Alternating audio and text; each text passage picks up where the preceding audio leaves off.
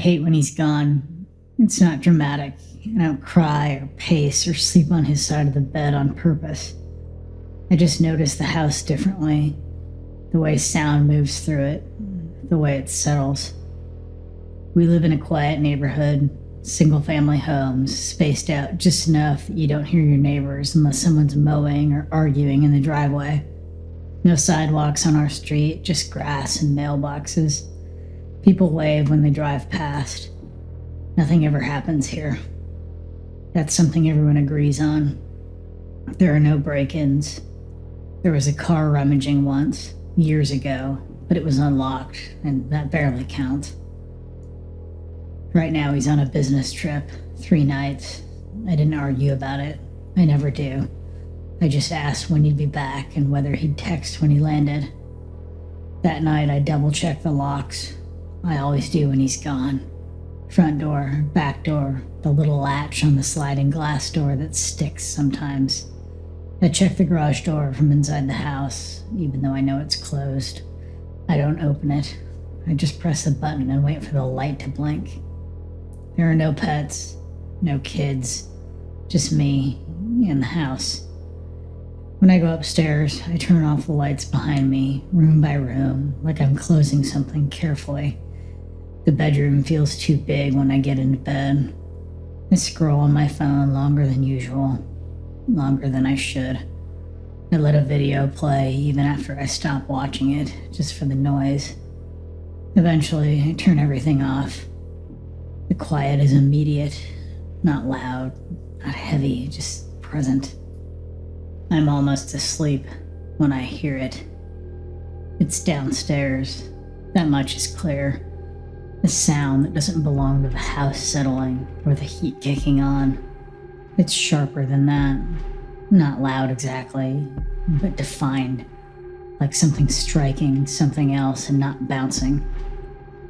I jolt up and lie still and wait for it to finish happening. It doesn't repeat. That's part of the problem.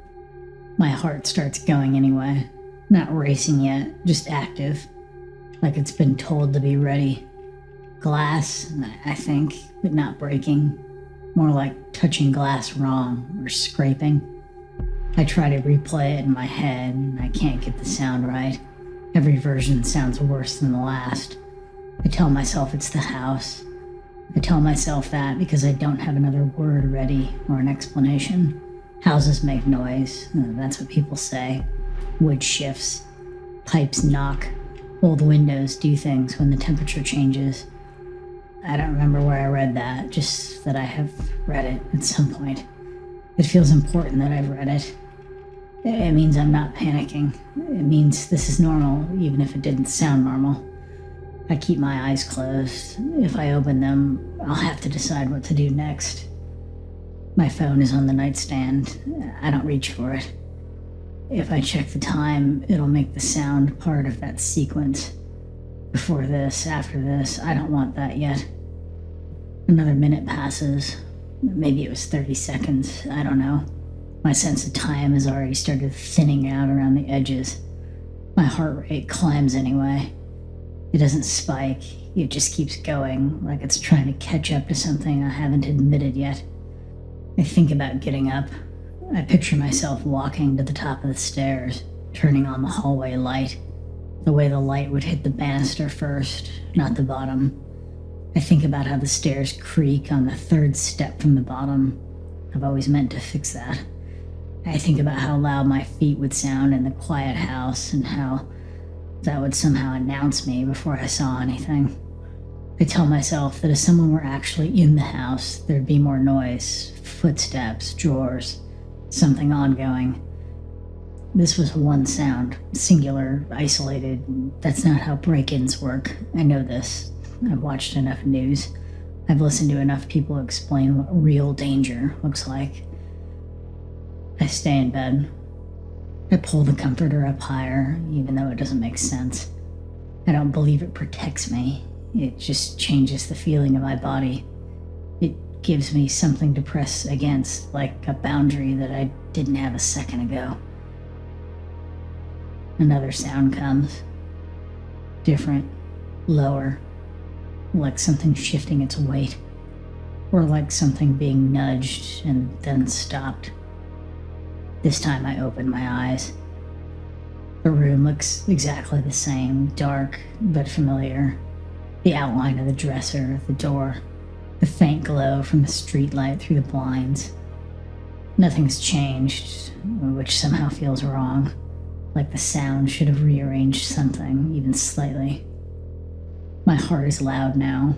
I can feel it in my throat. I press my tongue to the roof of my mouth without meaning to. I realize I'm holding my breath and let it out carefully, as if someone might hear it downstairs.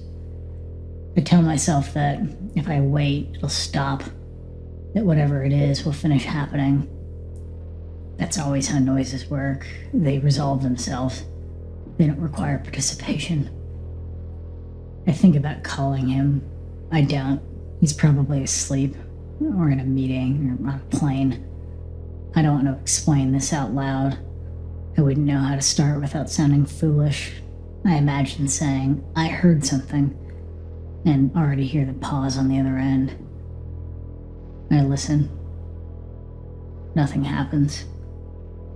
It's almost worse than if something did. I realize I'm afraid of getting up because getting up means choosing. If I stay in bed, I can keep pretending there's no decision to make. If I go downstairs and see someone, then I'll have to do something after that. I don't know what. I don't know which version of myself would show up. My breathing is shallow now. I try to slow it and fail. I consider locking the bedroom door, then I realize I don't remember if it locks from the inside. The thought makes my chest tighten. I decide not to check. Another sound, softer, closer to the back of the house now. Or maybe the same place as before, and I'm just misjudging it. I can't trust my sense of distance anymore. I tell myself it's nothing for the third time, and it sounds less convincing each time. Like I'm saying it because it's the line I'm supposed to say, not because it means anything. I stay where I am. Eventually, something like quiet returns. Not the same quiet as before. This one feels arranged, as if whatever needed to move has finished moving. As if the house has decided on a shape again. I don't sleep. Not really. I lie there until the dark thins into morning, until the shapes in the room lose their edges. When I finally get up, I walk through the house with all the lights on. Nothing is broken. Nothing is missing. Everything's where it should be. I tell him about it later, casually. I laugh a little at myself. He says it was probably the house. I agree. But sometimes, when I'm alone again, I find myself listening for that first sound. The one I couldn't explain, and realizing I never actually decided what I would have done if it hadn't stopped.